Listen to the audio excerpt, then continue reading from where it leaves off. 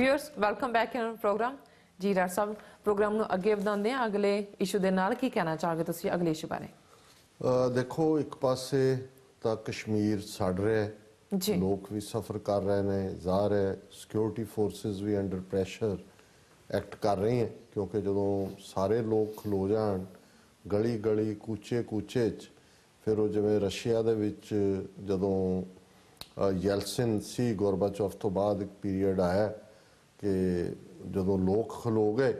Tank ਲੈ ਆਏ ਉਹ ਕਮਿਊਨਿਸਟਾਂ ਨੇ ਲਿਆਂਦੇ ਔਰ ਜਿਹੜੀ ਹਕੂਮਤ ਸੀ ਉਦੋਂ ਤੇ ਲੋਕ ਨਿਕਲ ਕੇ ਟੈਂਕਾਂ ਦੇ ਸਾਹਮਣੇ ਖਲੋ ਗਏ ਔਰ ਜਿਹੜੇ ਟੈਂਕਾਂ ਦੇ ਜਿਹੜੇ ਫੌਜੀ ਸੀ ਉਹਨਾਂ ਨੇ ਨਾ ਕਰ ਦਿੱਤੀ ਅੱਗੇ ਉਹਨਾਂ ਨੂੰ ਟੈਂਕਾਂ ਨੂੰ ਮੂਵ ਕਰਨ ਤੋਂ ਜੀ ਔਰ ਇਵੇਂ ਤਬਦੀਲੀ ਹੋਈ ਔਰ ਅੱਜ ਕਸ਼ਮੀਰ ਦੇ ਵਿੱਚ ਉਹ ਸਥਿਤੀ ਬਣੀ ਹੋਈ ਹੈ ਲੇਕਿਨ ਜਿਵੇਂ ਇਹਨਾਂ ਦਾ ਅਖੌਤੀ ਮੁਖਤਾਰਾ ਮੀਡੀਆ ਹੈ ਉਹ ਬਜਾਏ ਕਿ ਕੰਸੀਲੇਟਰੀ ਅਪਰੋਚ ਦੇ ਕਿ ਭਾਈ ਲੋਕਾਂ ਦੇ ਨਾਲ ਜਿਵੇਂ ਤਹਿਜ਼ੀਬਸ਼ੁਦਾ ਮੁਲਕ ਜਿਹੜੇ ਨੇ ਜਾਂ ਜਿਹੜੇ ਇੱਕ ਸਿਵਲਾਈਜ਼ਡ ਡੈਮੋਕ੍ਰੇਸੀਜ਼ ਹੁੰਦੀਆਂ ਉਹ ਗੱਲਬਾਤ ਕਰਦੀਆਂ ਨੇ ਉਹਨੂੰ ਅੱਗੇ ਤੋਰੋ ਡਾਇਲੌਗ ਦੇ ਦਰਵਾਜ਼ੇ ਬੰਦ ਕਰ ਦਿੱਤੇ ਜੀ ਉਧਰ ਜ਼ਬਰ ਦੀ ਲਾਈਨ ਹੈ ਔਰ ਜਿੰਨੀ ਤੇਜ਼ੀ ਨਾਲ ਇਸ ਮੁਖਤਾਰਾ ਨੇ ਨਫ਼ਰਤ ਫੈਲਾਈ ਹੈ ਕਸ਼ਮੀਰੀਆਂ ਦੇ ਲਈ ਥਾਂ ਥਾਂ ਯੂਨੀਵਰਸਿਟੀਆਂ ਦੇ ਵਿੱਚ ਜਿੱਥੇ ਕਸ਼ਮੀਰੀ ਸਟੂਡੈਂਟਸ ਬਾਈ ਨੋਮੀਨੇਸ਼ਨ ਜਾਂਦੇ ਨੇ ਕਿਉਂਕਿ ਜੰਮੂ ਕਸ਼ਮੀਰ ਦੇ ਸਟੂਡੈਂਟਸ ਹਰ ਯੂਨੀਵਰਸਿਟੀ ਥੋੜੇ ਥੋੜੇ ਹੁੰਦੇ ਨੇ ਉਹ ਨੋਮੀਨੇਟ ਕਰਦੀ ਹੈ ਸਟੇਟ ਜੀ ਸੋ ਉਹ ਤਾਂ ਬਹੁਤ ਸਾਰਿਆਂ ਨੂੰ ਮਾਰ ਕੁਟਾਈ ਕਰਕੇ ਨਫ਼ਰਤ ਕਰਕੇ ਉਹ ਤਾਂ ਆਪਣੇ ਵਾਪਸ ਮੁੜੇ ਨੇ ਹੁਣ ਹਾਲਤ ਇਹ ਹੈ ਜਿਹੜੀ ਅੱਜ ਖਬਰ ਬਹੁਤ ਸਾਰੇ ਮੀਡੀਆ ਚੈਨਲਸ ਨੇ ਦਿੱਤੀ ਕਿ ਇੱਕ ਕਸ਼ਮੀਰੀ ਕਪਲ ਜਿਹੜੇ ਆਪਣੇ ਬੱਚੇ ਨੂੰ ਜਿਹੜਾ ਕਿ ਕਿਸੇ ਨਿਊਰੋ ਸਰਜੀਕਲ ਨਿਊਰੋ ਡਿਸਆਰਡਰ ਤੋਂ ਪ੍ਰਭਾਵਿਤ ਹੈ ਪੀੜਤ ਹੈ ਉਹਦੇ ਇਲਾਜ ਲਈ ਪੀਜੀਆਈ ਆਏ ਔਰ ਮੈਂ ਇਹ ਖਬਰ ਦੇਖ ਰਿਹਾ ਸੀ ਕਿ ਵੀ ਜਿਹੜਾ ਉੱਥੋਂ ਦਾ ਇੰਚਾਰਜ ਹੈ ਉਹਦਾ ਡਾਕਟਰ ਦਾ ਨਾਂ ਵੀ ਆਇਆ ਹੈ ਉਹ ਜਦੋਂ ਉਹਨੂੰ ਪਤਾ ਲੱਗਦਾ ਪਹਿਲਾਂ ਉਹ ਚੈੱਕਅਪ ਕਰ ਰਿਹਾ ਬੜੀਆਂ ਮਿੱਠੀਆਂ ਗੱਲਾਂ ਕਰ ਰਿਹਾ ਜਦੋਂ ਉਹਨਾਂ ਨੂੰ ਪੁੱਛਦਾ ਕਿ ਵੀ ਕਿੱਥੇ ਉਹਨਾਂ ਨੇ ਕਿਹਾ ਜੀ ਸ੍ਰੀਨਗਰ ਦੇ ਅਸੀਂ ਫਲਾਂ ਹਸਪੀਟਲ 'ਚ ਵੀ ਹੋਇਆ ਉਹਨੇ ਦੇਖਿਆ ਵੀ ਕਸ਼ਮੀਰੀ ਨੇ ਜੀ ਤੇ ਉਹਨੇ ਨਾਲ ਦੀ ਨਾਲ ਕਿਹਾ ਕਿ ਵੀ ਚਲੇ ਜਾਓ ਇੱਥੋਂ ਉੱਥੇ ਤੁਸੀਂ ਸਾਡੇ ਫੌਜੀਆਂ ਤੇ ਪੱਥਰ ਸੁੱਟਦੇ ਹੋ ਇੱਥੇ ਇਲਾਜ ਲਈ ਆ ਗਏ ਔਰ ਈਵਨ ਉਸ ਏਲਮੈਂਟ ਦਾ ਜਾਂ ਜਿਹੜਾ ਵੀ ਆਪਰੇਸ਼ਨ ਹੈ ਜਿਹਦਾ 80,000 ਰੁਪਈਆ ਲੱਗਦਾ ਹੈ ਜਿਹੜਾ ਉਹਨਾਂ ਨੇ ਕਪਲ ਨਹੀਂ ਕਿਹਾ ਉਹਦੇ ਬਾਰੇ ਉਹਨੇ ਡਾਕਟਰ ਨੇ ਕਿਹਾ 15 ਲੱਖ ਲੱਗੇਗਾ ਹੁਣ ਇਹ ਖਬਰ ਹੈ ਕਿ PGI ਚੰਡੀਗੜ੍ਹ's doctor denies treatment of a woman being as Kashmiri. As per media reports, Nasreena Malik, 55, a native of Srinagar, alleged that a doctor at Chandigarh PGI has misbehaved with her and said, "You people pelt stones on security personnel in Kashmir and come here for treatment." कि उत्थे पत्थर सुट्टदे हो इत्थे इलाज लई आंदे हो जी Kashmiri women suffer from intracranial aneurysm, a blood vessel related condition in the brain, and had gone to PGI for a consultation about a neurosurgical operation according to her family. The family said they left the hospital following such misbehavior and misinformation regarding cost of treatment. Talking to media in Srinagar, Nasreena's son Javed Malik said the incident happened on Thursday and the nameplate outside the doctor's cabin had read Dr. Manoj Tiwari. Ji Although Javed says he is not sure if the doctor who misbehaved was Dr. Tiwari or not, reads a quote in Hindustan Times. The story ਉਹਦੇ 'ਚ ਉਹਨੇ ਕਿਹਾ as we entered the cabin he talked to us and started his checkup in a good way ਕਿ ਅਸੀਂ ਗਏ ਉਹਨੇ ਸਾਨੂੰ ਚੰਗੇ ਢੰਗ ਨਾਲ ਚੈੱਕਅਪ ਸ਼ੁਰੂ ਕੀਤਾ Then he asked for the case history of the patient. ਉਹਨੇ ਕਿਹਾ ਜੀ ਦੇ ਮਰੀਜ਼ ਦੀ ਕੀ ਹਿਸਟਰੀ ਹੈ ਜੀ The moment I showed him previous documents from Srinagar's SKIMS hospital and he got to know that we are Kashmiris, his attitude changed. ਉਹਦਾ ਨਾਲ ਦੀ ਨਾਲ ਹੀ ਬਦਲ ਗਿਆ ਜਦੋਂ ਮੈਂ ਦੱਸਿਆ ਐਡਰੈਸ ਦਿੱਤਾ he just got angry and threw away the documents. ਉਹ ਗੁੱਸੇ 'ਚ ਉਹਨੇ ਸਾਰੇ ਕਾਗਜ਼ ਵਗਾ ਕੇ ਮਾਰੇ and said वहाँ कश्मीर में हमारे जवानों को पत्थर मार रहे हो और फिर यहाँ इलाज के लिए आ जाते हो, Javed said. Javed added that the doctor said the necessary surgery would cost rupees 15 lakh, whereas Javed claimed to have found out from other patients with similar ailment that it should cost a maximum amount of rupees 80,000, including medicines and other expenses. ਹੁਣ ਇਹ ਅੱਗੇ ਲੰਬੀ ਚੌੜੀ ਖਬਰ ਹੈ PGI ਨੇ ਕਿਹਾ ਜੀ ਨਹੀਂ ਜੇ ਉਹਨਾਂ ਨਾਲ ਇਦਾਂ ਹੋਇਆ ਸੀ ਉਹਨਾਂ ਨੇ ਰਿਪੋਰਟ ਕਿਉਂ ਨਹੀਂ ਦਰਜ ਕਰਾਈ ਜੇ ਪਰ ਹੁਣ ਤੁਸੀਂ ਇਹ ਤੋਂ ਅੰਦਾਜ਼ਾ ਲਾਓ ਸਿੱਖਾਂ ਨੂੰ ਵੀ ਇਹ ਸਮਝਣਾ ਹੋਏਗਾ। ਸਾਨੂੰ ਤਾਂ ਬਹੁਤ ਵਾਰ ਲੱਗਦਾ ਨਾ ਵੀ ਨਵੰਬਰ 'ਚ ਸਾਡੇ ਨਾਲ ਕੀ ਹੋਇਆ। ਜੀ ਹੁਣ ਜਦੋਂ 1980 ਤੋਂ 84 ਤੱਕ ਇਸ ਕਦਰ ਨਫ਼ਰਤ ਫੈਲਾਈ ਹੋਈ ਸੀਗੀ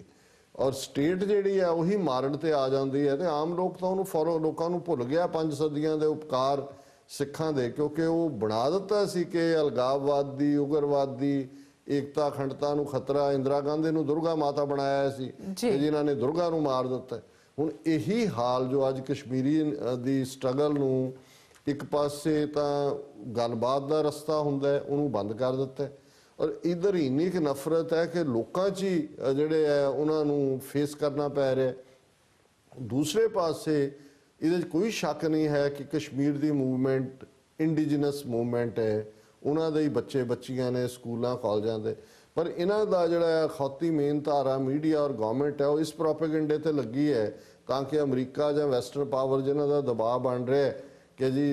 ਇਹਨਾਂ ਦੀ ਗੱਲ ਸੁਣੋ ਕਿ ਜੀ ਇਹ ਇਸਲਾਮਿਕ ਸਟੇਟ IS ਜੀ ਇਹ ਉਹਨਾਂ ਦੀ ਇਹ ਜੀ ਇਸਲਾਮਿਕ ਰੈਡੀਕਲਿਜ਼ਮ ਆ ਰਿਹਾ ਹੈ, ਇਹ ਸਾਰੇ ਇਸਲਾਮਿਕ ਸਟੇਟ ਬਣਾਉਣਾ ਚਾਹੁੰਦੇ ਨੇ। ਔਰ ਉਹਨਾਂ ਦੇ ਵਿੱਚ ਆਪਣੇ ਬੰਦੇ ਵੀ ਇਹਨਾਂ ਨੇ ਵਾੜੇ ਹੋਏ ਨੇ, ਉਹਨਾਂ ਦੇ ਬਿਆਨ ਵੀ ਹੁਣ 2-4 ਲਵਾਏ ਹੋਏ ਨੇ ਪਿੱਛੇ ਜੇ ਕਿ ਜੀ ਅਸੀਂ ਇਹ ਬਿਲਕੁਲ, ਅਸੀਂ ਪਾਕਿਸਤਾਨ ਦਾ ਝੰਡਾ ਵੀ ਨਹੀਂ ਹੋਣਾ ਚਾਹੀਦਾ, ਅਸੀਂ ਤਾਂ ਕੁੱਲ ਇਸ ਖਿੱਤੇ ਨੂੰ ਇਸਲਾਮਿਕ ਸਟੇਟ ਬਣਾਉਣਾ। ਸੋ ਬਾਹਰਲਿਆਂ ਨੂੰ ਦੱਸ ਰਹੇ ਨੇ ਕਿ ਜੀ ਅਸੀਂ ਕੋਈ ਕਸ਼ਮੀਰੀ ਫਰੀडम ਮੂਵਮੈਂਟ ਦੇ ਖਿਲਾਫ ਨਹੀਂ ਸਾਡੀ ਲੜਾਈ, ਅਸੀਂ ਤਾਂ ਇਸਲਾਮਿਕ ਸਟੇਟ ਬਣਨ ਤੋਂ ਰੋਕ ਰਹੇ ਹਾਂ ਜਿਹੜਾ ਕਿ ਇੰਟਰਨੈਸ਼ਨਲ ਟੈਰਰਿਜ਼ਮ ਨੂੰ। ਔਰ ਇਸ ਗੱਲ ਦੀ ਜਿਹੜੀ ਹੈ ਗਹਿਰਾਪਨ ਉਹਨੂੰ ਉੱਥੋਂ ਦੀ ਹੁਰੀਅਤ ਕਾਨਫਰੰਸ ਲੀਡਰਸ਼ਿਪ ਸਮਝਦੀ ਹੈ ਵੀ ਇਹ ਸਾਡੀ ਮੂਵਮੈਂਟ ਨੂੰ ਬਜਾਏ ਕਿ ਅਸੀਂ ਵਿਕਟਮ ਹੋਣ ਦੇ ਨਾਤੇ ਦੁਨੀਆ ਦੀ ਹਮਦਰਦੀ ਦੇ ਪਾਤਰ ਬਣੀਏ, ਅਸੀਂ ਤਾਂ ਜਿਹੜਾ ਉਹ ਸਾਨੂੰ ਇਸਲਾਮਿਕ ਕਟਰਵਾਦ ਦੇ ਨਾਲ ਜੋੜ ਕੇ ਦਹਿਸ਼ਤਗਰਦੀ ਇਸਲਾਮਿਕ ਸਟੇਟ ਨਾਲ ਜੋੜ ਰਹੇ ਨੇ। ਔਰ ਅੱਜ ਹੀ ਪ੍ਰੈਸ ਕਾਨਫਰੰਸ ਕੀਤੀ ਹੈ, ਤਿੰਨੋਂ ਹੀ ਜਿਹੜੇ ਵੱਡੇ ਲੀਡਰ ਨੇ ਯਾਸਿਨ ਮਲਿਕ और सैयद अली शाह गिलानी और Mir Waiz Umar Farooq, nothing to do with Islamic State, other jihadi groups separate, struggle for freedom is a local movement, no link with global movements। सो ये सारे लंबी चौड़ी खबर है और उहदे च उन्होंने कहा कि भी ये सारा जिहड़ा कार्य है ये भारत दी इंटैलीजेंस एजेंसियां दे और ये उन्हां दा ही काम है कि वो साडी मूवमेंट नूं जिहड़ा है वो खाते च पा रहे ने। In a detailed statement said that the struggle for freedom is a local movement and its first and last goal is to end India's forcible occupation. It has no other dimension and it has nothing to do with global movements. The separatist leaders said that intelligence agencies were attempting to defame Kashmiri separatist movement and had devised a dangerous plan to changing its indigenous character। कि ये जड़ा सारे इस काम ते लगे हुए ने कि उन्होंने बदनाम किया जाए। और अंदरूनी तौर पर हुण एक फौजी जरनल जिहड़ा एक किताब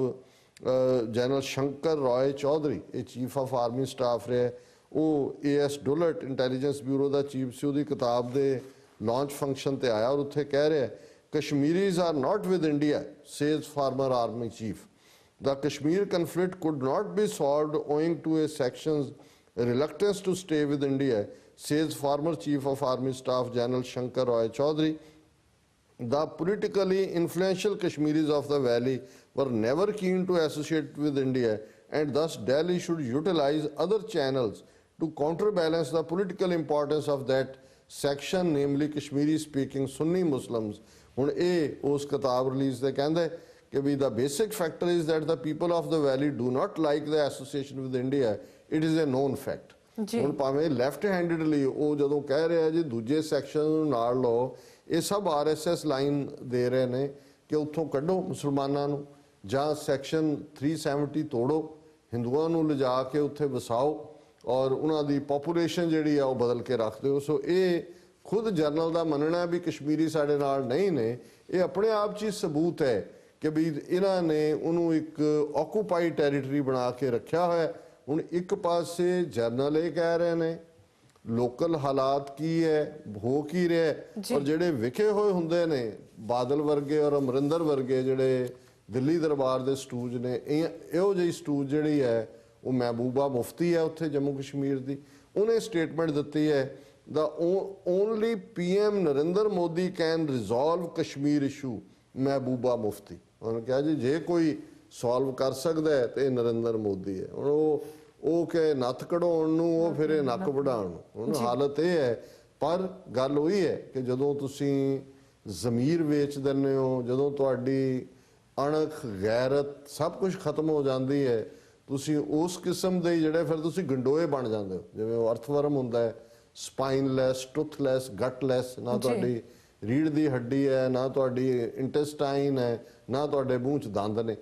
ਸੋ ਇਸ ਕਿਸਮ ਇਹੀ ਗੁਲਾਮੀ ਹੁੰਦੀ ਹੈ। ਔਰ ਇਹ ਉਦੋਂ ਫਿਰ ਜਿਹੜੇ ਸ਼ੇਰ ਨੇ ਉਹ ਘਾਹ ਖਾਣ ਲੱਗ ਜਾਂਦੇ ਨੇ, ਕਹਿੰਦੇ ਨੇ ਸ਼ੇਰ ਘਾਹ ਨਹੀਂ ਖਾਂਦਾ ਜੀ। ਸਰਕਸ 'ਚ ਖਾਂਦੇ ਆ ਕਿ ਨਹੀਂ? ਉਹ ਕਿਵੇਂ ਰਿੰਗ ਮਾਸਟਰ ਨੇ ਐ ਫੜਿਆ ਹੁੰਦਾ ਤੇ ਸ਼ੇਰ ਜਿਹੜਾ ਉਹਨੂੰ ਅਵੇਕ ਕਰ ਰਿਹਾ ਹੁੰਦਾ, ਭਾਲੂ ਤੇ ਰਿਚ ਡਾਂਸ ਕਰ ਰਹੇ ਹੁੰਦੇ ਨੇ ਰਿੰਗ ਮਾਸਟਰ ਦੇ ਡੰਡੇ ਦੇ ਸਾਹਮਣੇ। ਇਹ ਸਲੇਵਰੀ ਹੁੰਦੀ ਜੀ ਜੀ ਬਿਲਕੁਲ। ਅਲਟੀਮੇਟਲੀ ਇੱਕ ਪਾਸੇ ਇਹ ਸਲੇਵਰੀ ਦੀ ਗੱਲ ਹੈ। ਐਂਡ ਅਗੇਨ ਸਲੂਟ ਟੂ ਦਾ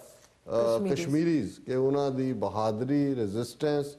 ਔਰ ਵਿਜ਼ਡਮ, ਮੈਂ ਸਮਝਦਾ ਵੀ ਜਿਸ ਅੰਦਾਜ਼ ਦੇ ਵਿੱਚ। ਔਰ ਇਹਨਾਂ ਨੇ ਮਾਰਿਆ ਇੱਕ ਸਟੂਡੈਂਟ ਨੂੰ, ਔਰ ਕੱਲ ਜਦੋਂ ਉਹਦਾ ਫਿਊਨਰਲ ਸੀ ਉਹਦੇ ਤੇ ਹਜ਼ਾਰਾਂ ਲੋਕ ਆਏ, ਔਰ ਜਿਹੜਾ